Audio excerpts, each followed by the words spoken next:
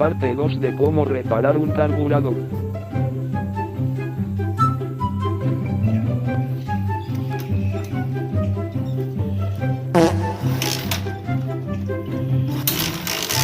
Hasta que por fin arranque.